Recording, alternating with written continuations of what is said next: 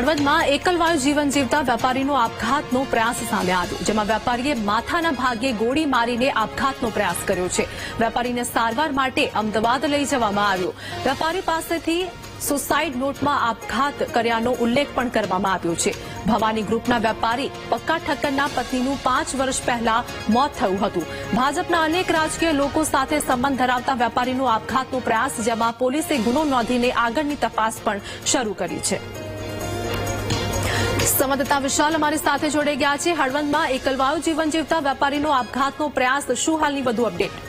GRP વાત કરવામાં આવે તો હળવદમાં ભવાની ગ્રુપનું મોટું એવું નામ છે। તેના વેપારી અગ્રણી બકાભાઈ ઠક્કર નામના જે 60 વર્ષીય આધેડ છે, તેને આત્મહત્યાનો પ્રયાસ કર્યો હતો। મોડી રાત્રે પોતાના પર જ ફાયરિંગ કરી આત્મહત્યાનો પ્રયાસ કર્યો હતો। ત્યારબાદ પોલીસે તપાસ હાથ ધરતા ત્યાંથી સુસાઇડમાં પણ મળી આવી હતી, જેમાં હું એકલવાયુ જીવન જીવતો હોય અને પરિવાર કોઈ સાથે ના રહેતા હોય અને એકલવાયુ જીવન જીવી કંટાળી ગયો, જેને લઈને આત્મહત્યાનો પ્રયાસ કર્યો હતો। પરંતુ હાલ તો પરિસ્થિતિ સિરિયસ છે અને હાલ તો જે ઈજાગ્રસ્ત છે તેને અમદાવાદની જાડેજા હોસ્પિટલ ખાતે સારવાર ખસેડી હતી, પ્રાથમિક માહિતી મળી રહી છે। જી આભાર વિશાલ, સમગ્ર માહિતી આપવા બદલ।